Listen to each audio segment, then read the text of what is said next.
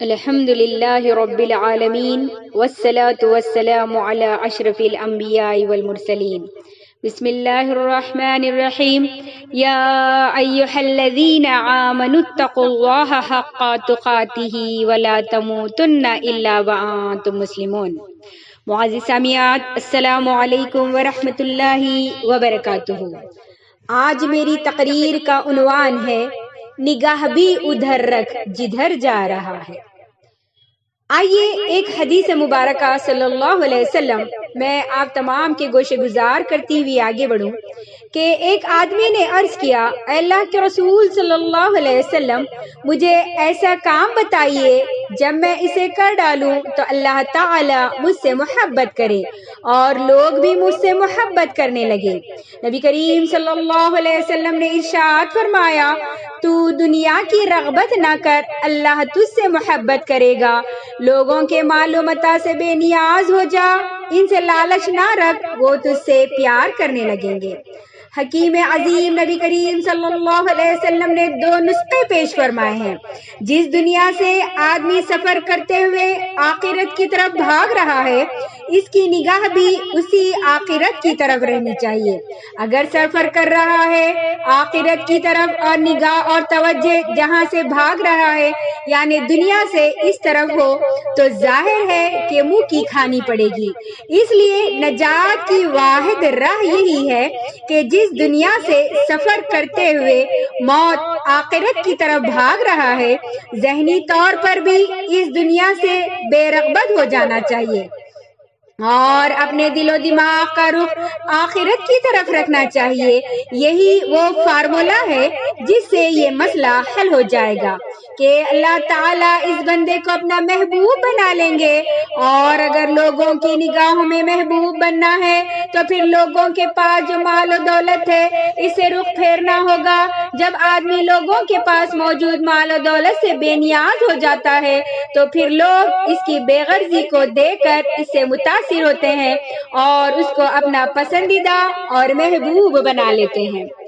اے آخرت کے مسافر، اگرچہ کہ آخرت کی طرف تو سفر کر رہا ہے، تیرا ارادہ ہو یا نہ ہو، تو چاہے یا نہ چاہے، عملاً ہر گھڑی تیرا سفر آخرت کی طرف ہو رہا ہے.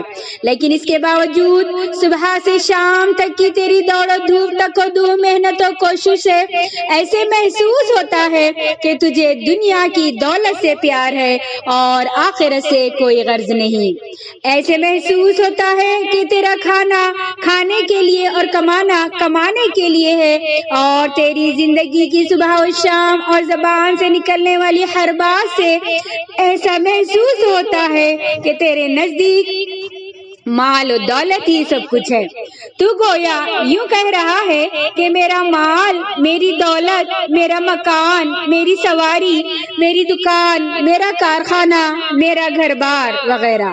لیکن یہ تو بتا کہ جس مال کے بارے میں تو یہ کہہ رہا ہے کہ تیرا مال ہے، کیا واقعی تیرا ہی مال ہے؟ اگر یہ تیرا ہی مال ہوتا تو زندگی کے اس سفر کا مکمل ہونے کے بعد جب تو موت کے منہ میں چلا جائے گا اور تیرے لیے جب خبر کھول دی جائے گی تو تیرے مال کے لیے بھی ایک مستقل گڑھا کھودا جاتا جہاں تیرا یہ مال تیرے ساتھ رہتا. حالانکہ کسی مرنے والے کے ساتھ ایسا پیش نہیں آیا. جس مال کے بارے میں انسان یہ کہہ رہا ہے کہ یہ میرا مال ہے، وہ تیرا مال نہیں ہے. تیرے مرنے کے بعد فوراً ہی تیرے اس مال کے حقیقی حقدار آ جائیں گے. ان کے دل میں اس مال میں گھس جانے کی محبت ہو جائے گی اور وہ اپنا مال مال کہہ کر لے کر چلے جائیں گے. اسی لیے نبی کریم صلی اللہ علیہ وسلم نے ارشاد فرمایا، بندہ کہتا ہے میرا مال اتنا ہے، ایسا ہے، حالانکہ وہ اپنے مال سے صرف 3 فائدے حاصل کرتا ہے. نمبر 1، اسے کھا کر ختم کر دیتا ہے. نمبر 2، پہن کر پرانا کر دیتا ہے. اور نمبر 3، اللہ کی راہ میں آگے دے کر بھیج دیتا ہے. اس کے سوا جو کچھ بھی ہے وہ مرنے کے بعد اسے لوگوں کے لیے چھوڑ کر چلا جائے گا.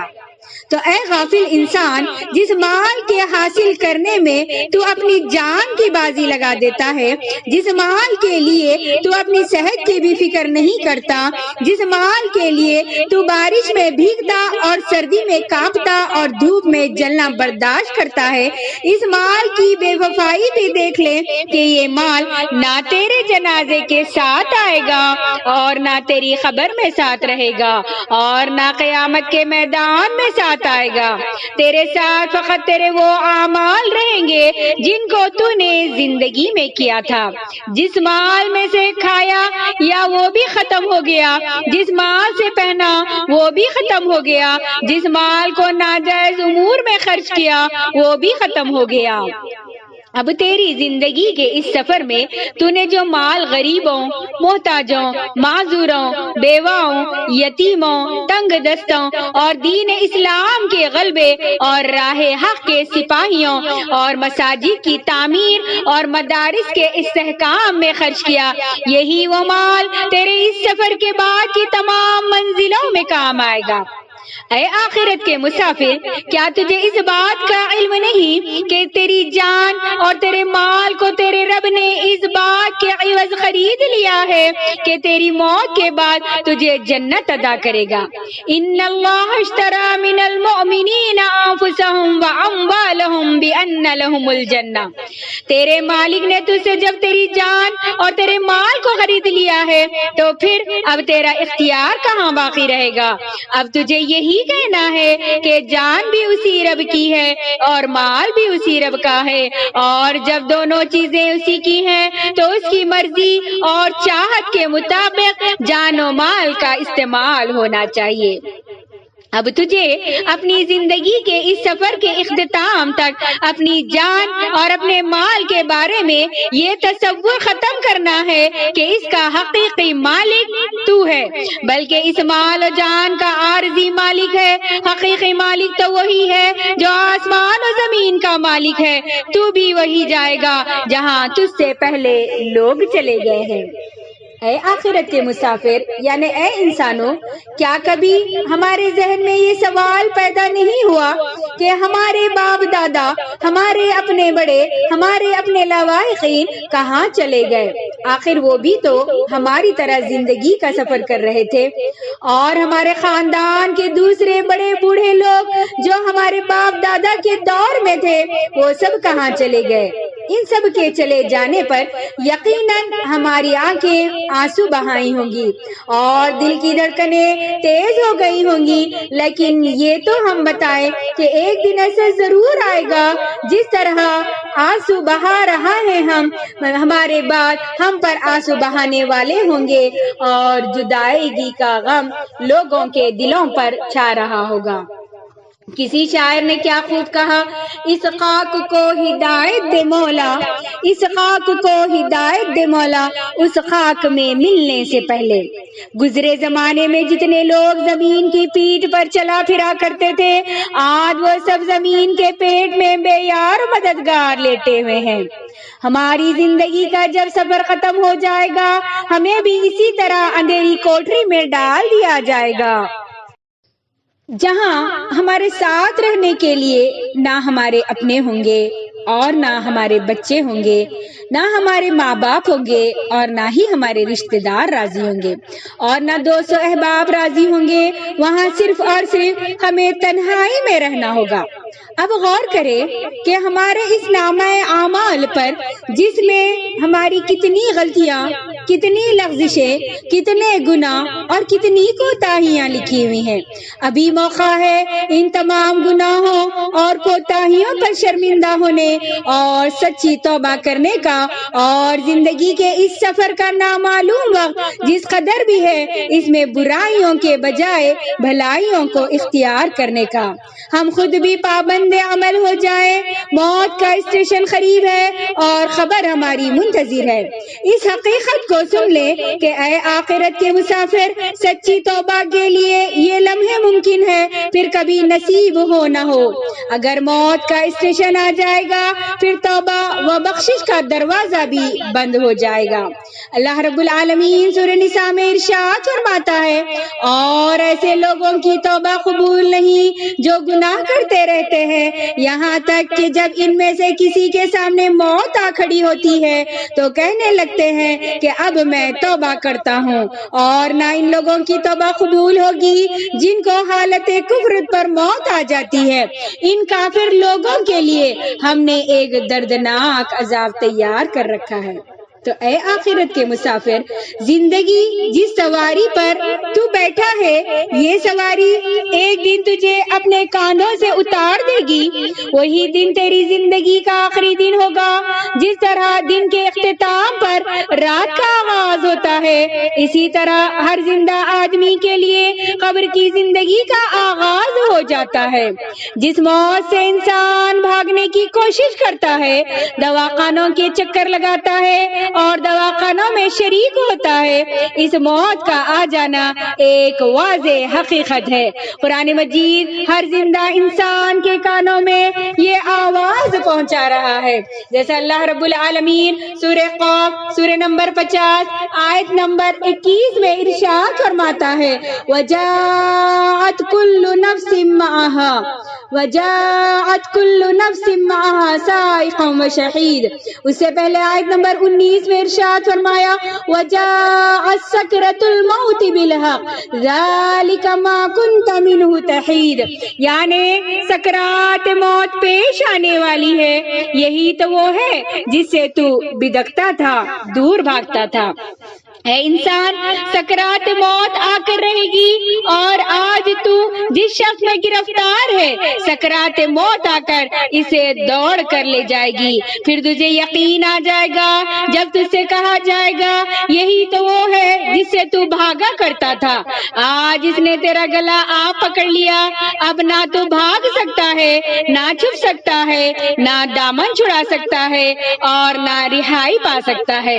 حضرت عائشہ رضی اللہ تعالیٰ عنہ فرماتی ہیں، میں نزاع کے وقت اپنے والد کے سرہانے آ کر بیٹھ گئی، اتنے میں آپ پر بے ہوشی طاری ہو گئی۔ اس وقت میں نے یہ شعر پڑھا، جس کے آنسو ہمیشہ ٹھہرے رہتے ہیں، ایک نہ ایک دن ضرور ٹپک پڑتے ہیں۔ آپ نے سر اٹھا کر فرمایا، بیٹا یوں نہ کہو بلکہ کہو وجاءت سکرۃ الموت بالحق۔ یہ پڑھو۔ رحمت عالم صلی اللہ علیہ وسلم نے فرمایا، موت سے بھاگنے والے کی مثال اس لومڑی کی سی ہے جس سے زمین کسی دن اپنا قرض مانگنے لگے اور وہ اس سے چھپنے کے لیے ادھر ادھر بھاگنے لگے، پھر جب تھک کر چور ہو گئی ہو تو بل میں آ گھسے۔ یہاں بھی زمین تھی، پھر اس نے اپنا قرض مانگا، لومڑی پھر بل سے نکل کر بھاگی، سانس پہلے ہی سے پھولا ہوا تھا اور تھک کر چور ہو چکی تھی، آخر بھاگتے بھاگتے گری اور گردن ٹوٹ کر مر گئی۔ یعنی جس طرح لومڑی زمین سے ہٹ نہ سکی اور زمین پر بھاگتے بھاگتے مر گئی، اسی طرح انسان کو موت کے بغیر چارہ نہیں ہے۔ اے آخرت کے مسافر، جب تجھے بھوک لگتی ہے تو کھانے کی طرف بھاگتا ہے، جب پیاس لگتی ہے تو پانی آ جاتا ہے اور دیگر مشروبات کی طرف بھاگتا ہے، بیمار ہوتا ہے تو ڈاکٹر کے پاس بھاگتا ہے، ظالم پیچھا کرتا ہے تو پولیس چوکی کی طرف بھاگتا ہے۔ اب یہ بتا کہ جب تجھے موت آ پکڑے گی تو کہاں بھاگے گا؟ اللہ رب العالمین نے قرآن مجید سورہ جمعہ میں یوں ارشاد فرمایا، سورہ جمعہ سورہ نمبر 62 آیت نمبر 8 میں، قل ان الموت الذی تفرون منہ فانہ ملاقیکم ثم تردون الی عالم الغیب والشہادۃ فینبئکم بما کنتم تعملون۔ فرما دیجئے جس موت سے تم بھاگ رہے ہو وہ تمہارے پاس آ کر رہے گی، پھر تم اس کی طرف لوٹائے جاؤ گے جو چھپا کھلا کھلا ہر عمل جاننے والا ہے، پھر وہ تمہیں تمہارے کیے ہوئے عمل بتا دے گا۔ فرما دیجئے اگر اللہ کے ہاں آخرت تمہارے ہی لیے ہے، لوگوں کے لیے نہیں، تو اگر تم سچے ہو تو موت کی تمنا کرو۔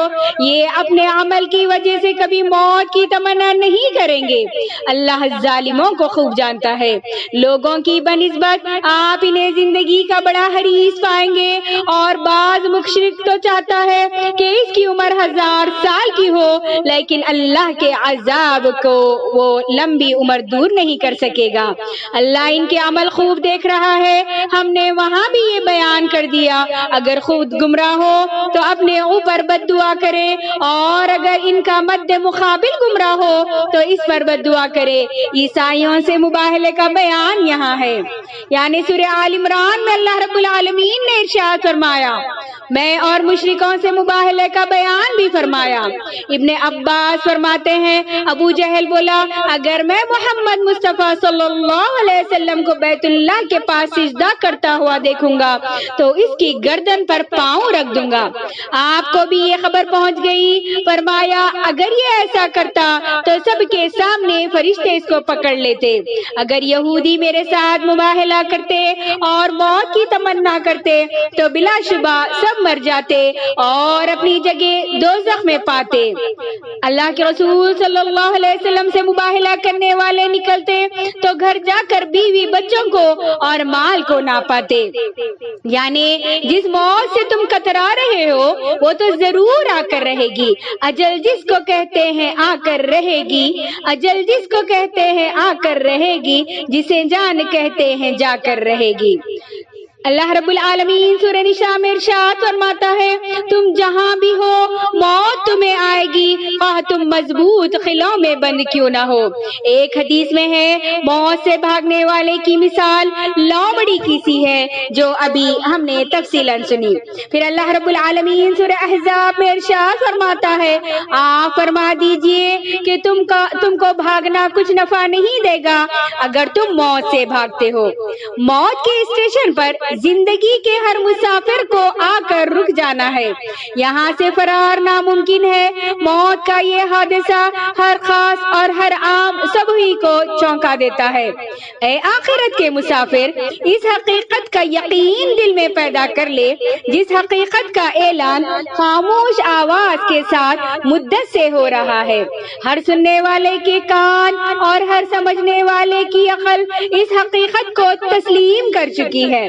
اللہ رب العالمین سورہ عنکبوت میں ارشاد فرماتا ہے، کل نفس ذائقۃ الموت، ہر شخص کو موت کا مزہ چکھنا ہے، مگر ایک ہی ذات ہے جو زندہ جاوید ہے، جو حی لا یموت ہے، جو ہمیشہ زندہ ہے، کبھی موت کس کے قریب نہیں آ سکتی۔ اس دنیا سے ہر شخص چلا گیا، شریف بھی چلا گیا، شریر بھی چلا گیا، مالدار بھی چلا گیا، غریب بھی چلا گیا، عزت والا بھی چلا گیا، ذلت والا بھی چلا گیا، نیکوکار بھی چلا گیا، بدکار بھی چلا گیا، آقا بھی چلا گیا، غلام بھی چلا گیا، ولی بھی چلا گیا، فاسق بھی چلا گیا۔ یہاں ہر شخص جانے کے لیے آیا ہے، رہنے کے لیے نہیں آیا۔ تو ضرورت ہے کہ آج ہم اس موت کی تیاری کریں، وقت رہتے رہتے، اور اپنے آپ کا محاسبہ کر کے دیکھیں کہ آخر اس زندگی میں ہم کیا پا رہے ہیں اور کیا کھو رہے ہیں۔ نگاہ بھی ادھر رکھ جدھر جا رہا ہے۔ یہ عنوان کا مقصد یہ ہے کہ ہم کو جانا اللہ رب العالمین کے پاس ہے، تو ہماری نگاہیں بھی اسی کی طرف ہو اور تیاری بھی اسی کی ہو۔ آخر میں اللہ رب العالمین سے دعا گو ہوں کہ اللہ رب العالمین ہم تمام کو آخرت کی تیاری کرنے والے بنائے، آخرت کی فکر کرنے والے بنائے، آخرت میں سرخروئی نصیب فرمائے، آخرت میں عرش کا سایہ ہمیں نصیب فرمائے۔ اے الہ العالمین، آخرت کے دن پل صراط پر سے ہمیں بجلی کی طرح گزرنا نصیب فرما۔ اے الہ العالمین، یا ارحم الراحمین، آخرت میں ہماری عزت رکھ لیجئے۔ یا الہ العالمین، اے رحمان الرحیم، ہمارے گناہوں کو معاف فرما۔ آمین ثم آمین، وآخر الدعوانا ان الحمد للہ رب العالمین۔ السلام علیکم ورحمۃ اللہ وبرکاتہ۔